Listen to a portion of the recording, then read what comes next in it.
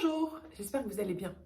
Alors, c'est la dernière vidéo avant Noël et j'avais pas envie de vous parler d'une tendance, j'avais pas envie de vous parler d'une pièce forte parce que finalement, les tendances de l'automne-hiver, on les a déjà quasiment toutes analysées et celles du printemps-été, c'est pas encore maintenant qu'il est pertinent de le faire. Bref, je me suis dit que j'allais vous faire une petite vidéo un peu différente que d'ordinaire et vous raconter un truc personnel pour en tirer un conseil général, universel, tout ce que vous voulez. Ok?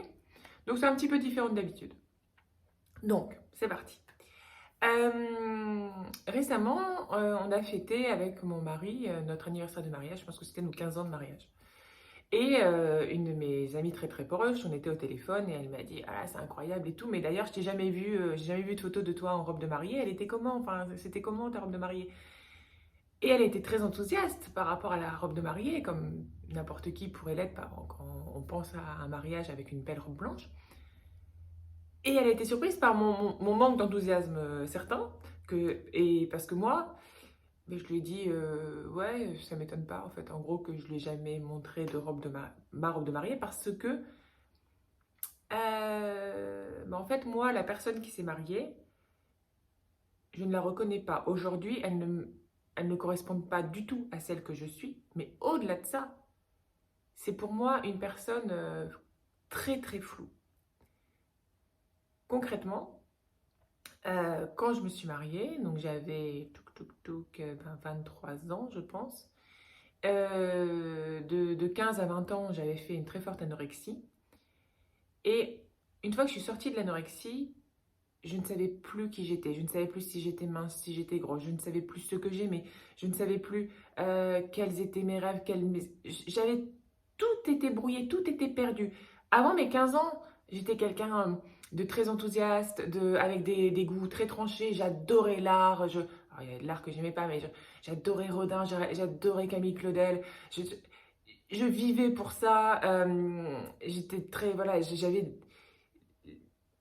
pleine de vie et je savais exactement ce que je voulais, d'accord? J'étais quelqu'un de très défini. Euh, je savais ce que je voulais. Je vous dis, un peu garçon manqué. Vous m'auriez jamais vu avec une jupe ou avec une robe. J'avais des baguilles de mec et j'étais vraiment bien dans cette esthétique, en fait. L'anorexie est arrivée. Le seul critère important à mes yeux pendant l'anorexie était de ressembler à une brindille, voire plus que la brindille. Et donc tout le reste s'est étiolé. Et quand je suis sortie d'anorexie, mon corps il était vraiment plus vraiment, plus mince parce que j'étais plus maigre. Il avait acquis des formes de femme que j'avais jamais vraiment eues. J'étais complètement paumée et j'ai dû m'habiller de manière pour moi, à cacher ce que je trouvais moche. Je me suis mis à porter des jupes pour cacher mes fesses. Je me suis mise à porter des talons pour m'allonger. Des trucs qui n'avaient rien à voir avec celle que j'étais, d'accord? Mais ça s'est fait comme ça, petit à petit. Vu que j'étais plus personne, j'essayais de me couler dans des moules d'une certaine féminité, de ce qu'on attendait, ce que je croyais qu'on attendait de moi, de j'étais une sorte de puzzle de plein de trucs, d'idées reçues que j'avais sur comment être plus mince, comment paraître plus élancée, comment paraître plus jolie, blablabla. Bon, bref. Ça ne collait absolument pas à celle que j'étais intérieurement, mais j'ai vu que j'avais perdu la connexion avec celle que j'étais intérieurement. Je pouvais difficilement faire autrement. C'est cette fille-là qui est partie se marier, d'accord? C'est cette fille-là qui a choisi sa robe de mariée. Moi, le mariage, quand j'étais plus jeune, donc avant l'anorexie, je l'imaginais pas du tout comme une grande fête avec plein de gens. C'était pas du tout mon idéal. Moi, c'était d'être avec mon amoureux, de choper un prêtre dans une sacristie, de lui expliquer qu'on voulait se marier, qu'on se marie tout seul dans l'église, puis qu'après qu'on parte en voiture faire un road trip, je sais pas où. Enfin, vous voyez, c'était ça. Et le vêtement, il n'avait aucune importance. C'était l'aventure. C'était le côté ultra romantique de la chose. Vous voyez, spontané. Et c'est ça qui me faisait fantasmer. J'aurais pu être en short, en jean et en t-shirt, je m'en moquais complètement. Dans mon fantasme, d'accord? Et quand j'ai choisi ma robe de mariée, j'avais complètement zappé cette idée de simplicité. Je suis rentrée dans ce que je croyais être le moule. Et vu que j'avais pas d'idée comment dire, je m'étais jamais rêvée en mariée en robe blanche. Ben, on est arrivé avec ma maman dans la boutique, c'était chez Pronuptia. J'ai essayé des trucs et il y a une robe qui a fait pleurer maman. Ben, je me suis dit, bah, c'est elle qu'il faut prendre. Et moi, cette robe, ben, c'était une belle robe de princesse, hein, il y avait un jupon en tulle assez volumineux et un bustier un peu japonisant parce qu'une sorte d'origami, c'est-à-dire le tissu se pliait sur le devant. Euh, Elle était objectivement jolie, elle faisait pas meringue ni rien, hein, mais c'était très féminin, très poétique, très romantique. Moi, je peux être dans ma tête poétique ou romantique, mais ça ne correspondait pas du tout à ça. Et donc maman a pleuré, je me suis dit ok, moi tout ce que j'ai vu dans cette glace quand je me suis regardée, alors qu'à l'époque ouais, j'ai énormément de mal à me regarder dans la glace, c'est je me suis dit ok, donc là la robe on l'a choisie 2 mois avant le mariage. Je me trouvais trop grosse. Donc bah, j'ai 2 mois pour perdre je sais pas combien de kilos parce que je me pesais pas. Le fait est que on a pris la robe. Euh, j'ai pas mangé grand chose jusqu'au 2 mois avant, jusqu'au mariage. Quelques jours avant le mariage, j'ai été chercher ma robe. On a fait des essayages. Elle allait plus du tout parce que j'avais vachement minci. Donc on a refait des reprises, etc. Bref. Le jour du mariage, il fallait me coiffer. Donc je vais chez le coiffeur. Je l'avais vu le jour d'avant avec une photo. Pareil. C'était quoi une coiffure de mariée? Bah moi, dans mon idée, j'avais pas d'idée. Alors j'ai regardé un peu ce qu'il proposait. Donc il y avait une fille avec des boucles.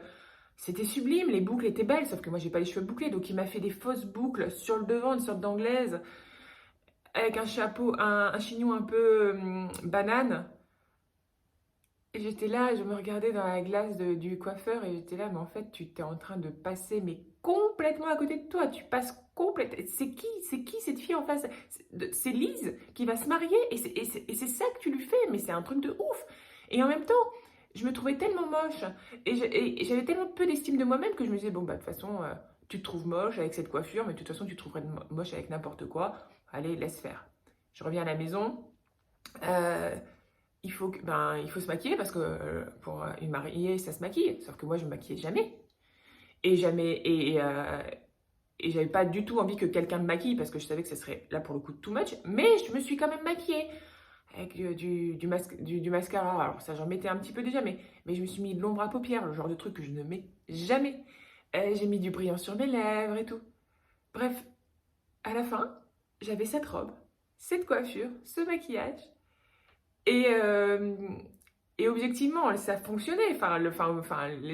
Mes parents, tout le monde, Julien, ils m'ont tous trouvé jolie. Mais moi, j'étais pas du tout moi. Pas du tout. Et donc, moi, je me sentais déguisée, infiniment déguisée. Et donc, pas à l'aise. Pas à l'aise dans ma gestuelle. Pas à l'aise quand je parlais avec les gens. J'avais l'impression d'être une imposture. J'étais pas moi. J'étais pas connectée avec ce que je portais. C'était très bien en tant que telle. C'était une robe de mariée, pas de problème. Mais ça ne correspondait pas à celle que j'étais. Et donc, bah, j'ai vécu tout le mariage en décalage, en fait. Je me regardais, en fait. J'étais là, je voyais cette personne. Et je la voyais évoluer. Je me disais, mais en fait, tout le monde te voit. Ils ont cette image de toi. C'est cette image que tu renvoies. Mais tout le monde se plante. Et, et puis, vu que j'étais pas vraiment moi, j'étais une sorte de marionnette. Donc, automatiquement, je devais avoir très peu d'allure. Parce que, vu que j'habitais pas ma tenue et que on faisait pas un, ça devait tomber à plat. Ok? Donc, ça, c'est pour la partie où je suis vraiment déconnectée de celle que je suis et je choisis et porte la tenue dont tout le monde rêve, toutes les gamines rêvent. Je la choisis en mode décalé et donc ça ne fonctionne pas. Ok? Je raconte un peu tout ça à mon amie. Elle me dit, mais alors aujourd'hui, tu ferais comment? Ça serait quoi? Enfin, tu choisirais quoi comme robe de mariée? Euh, Déjà, je serais complètement autrement. Ça serait certain. Ça, c'est vraiment clair. Mais c'est pas tant la tenue, c'est pas parce que c'est pas ok, je choisirais une autre tenue, mais ça serait toute mon attitude qui serait différente. Toute mon attitude. Déjà, j'irais pas chez le coiffeur. Je me laverais les cheveux, je frictionnerais mes cheveux, je mettrais du spray sale et surf, poum poum poum, et ça serait moi, ok? Je déteste aller chez le coiffeur. Alors je vois pas pourquoi j'irais le jour de mon mariage pour me retrouver avec un truc qui me correspond pas, d'accord? Je me maquillerai pas plus que ce que je maquille tous les jours, c'est-à-dire du mascara, peut-être un tout petit peu de rouge sur les joues, et c'est tout. Et peu importe que ma belle-mère trouve que j'ai l'air d'une souillon ou que les gens, lors du mariage, se disent bah, elle n'a pas fait d'effort. J'en aurais rien à foutre parce que je serai moi. Et à partir du moment où tu fais un avec toi, le reste, tu t'en fous. Et puis, t'es la plus belle version de toi-même parce que tu te mens pas. Tu cherches pas à être quelqu'un d'autre. Et là, je ne chercherai absolument pas à être quelqu'un d'autre. Et pourquoi? Mais je pourrais comment dire, je pourrais faire ça, ne pas chercher à être quelqu'un d'autre parce qu'aujourd'hui, je sais qui je suis. Ça, c'est pas, je ne l'ai pas décrété en me disant aujourd'hui, je sais qui je suis. Non, c'est après 15 ans, ça fait 15 ans qu'on s'est mariés, on a beaucoup voyagé, j'ai fait plein de choix. Et les choix, ça permet de se construire parce qu'un choix, c'est tu choisis un truc, mais tu abandonnes autre chose. Et mine de rien, c'est pas facile. Mais le fait de faire ces choix, ben, tu grandis et tu définis ta personnalité, tu définis qui tu es. Et plus tu avances, plus cette personne, plus tu te connais. Et, euh, et plus tu t'aimes en fait. Et plus tu deviens complice avec qui tu es. Et plus tu as envie d'honorer qui tu es. Et d'arrêter de mentir, et d'arrêter de faire semblant, et d'arrêter d'essayer de rentrer dans un cadre qui de toute manière ne te convient pas. Tu peux essayer de fitter dans le cadre que la société t'impose. En fait, c'est toi qui te l'impose parce que la société elle a un peu rien à foutre, mais que tu crois que la société t'impose, tu vas fitter à un moment, mais ça sera jamais parfait, ça sera jamais fluide. Ok? Donc, concrètement, je regardais ce que j'avais marqué. Moi, ce que j'ai compris aujourd'hui, c'est qu'il n'y a aucune occasion, aucune cérémonie, aucun boulot, aucun tout ça, qui justifie qu'on se travestisse, qu'on se déguise, qu'on soit un autre. Il y a toujours moyen d'être soi-même. Il y a toujours le moyen. Un mariage, le nombre de gens qui sont déguisés, qui sont pas bien habillés, un mariage, pas parce que leur fringue est manche, non, parce ils ont cru qu'il fallait se mettre en mode cérémonie. Les gens, ils sont bien habillés dans la vie de tous les jours, et là, ils se sont mis en mode cérémonie, et ils ont choisi des habits qui sont estampillés mariage, et ça fonctionne pas. Alors que des personnes qui sont beaucoup plus zen, beaucoup plus décontractées sur le dress code et qui vont choisir quelque chose qui leur correspond, qu'elles auraient pu limite porter dans la vie normale et elles vont juste mettre un peu plus de bijoux ou se maquiller légèrement un tout petit peu plus, ça va être super fluide, même si la robe, elle est pas 100% cérémonie, c'est qu'elle fait plus bohème ou une robe juste d'été, vous voyez. Le boulot, c'est pareil. Oui, des fois, il y a des dress codes, ok, il y a des moments où tu ne peux pas te mettre en basket, etc. Pas de problème. Mais je pense qu'il y a toujours moyen de trouver une manière de porter les choses qui nous permettent de nous les approprier. Et, euh, et le problème aussi, c'est que si on ne fait pas cet effort-là, si on se contente de cocher des cases par facilité, par flemme ou par méconnaissance de soi-même, eh bien, il est quasi impossible d'avoir de l'allure. C'est quasi impossible. On peut être bien habillé, on peut être correct, on peut être correct sur une photo, mais avoir ce truc qui fait qu'on va se retourner sur vous dans la rue ou que quelqu'un va tomber amoureux de vous ou tout ça parce que il y a quelque chose, il y a un élan, il y a une harmonie, ça, c'est quand on fait un avec ses habits. Et pour faire un avec ses habits, il faut les qui correspondent à votre ADN, qui correspondent à votre énergie, qui correspondent à vos envies, à tout ça, vous voyez. C'est hyper important. Et par exemple, moi, si je vais me remarier aujourd'hui, avec le même mari, euh, par exemple, ouais, et je me marierai toujours en hiver, parce qu'on s'était mariés en novembre, et ça, moi j'adore les mariages un peu en hiver, mais je mettrai un pull, un gros pull, dans les blancs, toujours une tonalité de blanc, euh, légèrement oversize, avec un dos nu, sur une longue jupe satinée qui s'évase légèrement en bas, mais très très liquide, très très fluide, fendue sur le côté, assez haut, pour laisser apparaître des jambes qui seraient bronzées parce que je vis au Portugal. Et ce pull, je pourrais remonter les manches si j'ai envie pour laisser apparaître les poignets. Et là, je mettrais peut-être un très très très très fin bracelet. Les cheveux, je vous ai déjà dit, comme ça, en mode pouf, encore plus explosé. euh, et des baskets. D'accord? Je mettrai des baskets parce que je déteste être en talons. Je ne me mettrai pas en sandales parce que je trouve ça trop plat et que ça, pour moi, je trouverais que ça me tasserait. Et je voudrais pouvoir danser un rock endiablé en étant super à l'aise, courir après mes petits neveux et nièces et avoir ce décalage que je chéris dans tout ce que j'aime en termes de silhouette et de look. Quelque chose de cosy, quelque chose d'ultra féminin et quelque chose de sportswear. Je trouve ça... Et c'est comme ça que j'irai. Et peu importe, on porte pas de basket à un mariage, on porte pas de pull à un mariage, même si ça se fait de plus en plus. Peu importe. Ou, oh là là, ton pull, il est hyper, voilà, c'est un dos nu, donc tu portes pas de soutien. Moi, je me démerderai pour mettre un truc qui soutient un peu, mais invisible, vous voyez. Et c'est ça, et c'est comme ça aujourd'hui que je me marierai. Et c'est comme ça que je me marierai parce que ce serait une tenue, une toilette qui correspondrait complètement à mon état d'esprit d'aujourd'hui, à ma personnalité. Et donc, je suis persuadée que même si c'était un jour où j'avais une tête d'endormie ou que j'avais pas, ou que j'aimais pas ma tête, etc., je suis persuadée que dans cette tenue-là, vu que je serais en osmose avec, je serais extrêmement lumineuse. Vous voyez? Je vous dis ça pourquoi? Je vous dis ça parce que c'est hyper important de d'essayer avant toute chose, avant d'aller faire du shopping, avant de se demander quelle fringue vous allez porter pour tel ou tel truc, d'essayer de vraiment faire le point sur vous-même et de savoir qui vous êtes aujourd'hui, quelles sont vos envies. Elles ont peut-être changé par rapport à il y a 5 ans, donc vous ne choisirez pas les mêmes fringues que vous avez choisies il y a 5 ans. Faire toujours le point, une radiographie de la personne que vous êtes. Parce que vous êtes un personnage de roman, on est tous des personnages de roman, on est tous des héros, des héroïnes.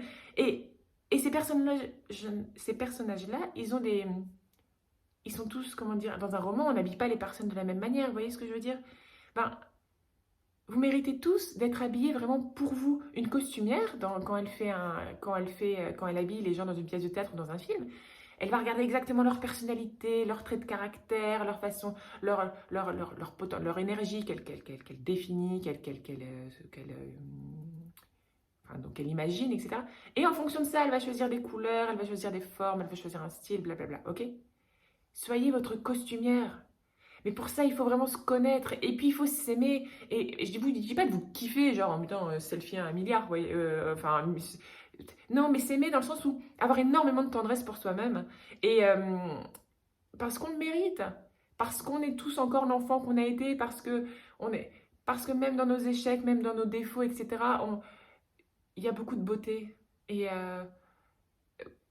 voilà. Et si vous avez de l'indulgence, de la bienveillance envers vous-même, et que vous avez envie de, d'être d'être lumineuse ou lumineux, faites cet effort de vous dire, ok, aujourd'hui, bah, je suis comme ça. Ces habits-là ne me conviennent plus. C'était pour rentrer dans des cases, ou c'était pour cacher des choses, ou c'était parce que je croyais être comme ça, mais en fait, je ne le suis pas. Faites cette analyse-là et allez vers ce qui vous correspond. Et c'est libérateur. L'effet sur les autres est dingue. Et, euh, et c'est fun. C'est tout ce qui nous rapproche de nous-mêmes est fun. Voilà. Donc vous voyez, c'était un petit peu différent d'habitude. Je pense même pas que je vais mettre de photos. Parce que non, je ne vous montrerai pas, je pense pas, une photo de moi en robe de mariée. Ça reste, je préfère vous laisser imaginer. Je vous embrasse très très fort. Je pense qu'on se reverra pas avant l'année prochaine. Donc d'ici là, bah, passez des belles fêtes. Et voilà. Ciao, ciao.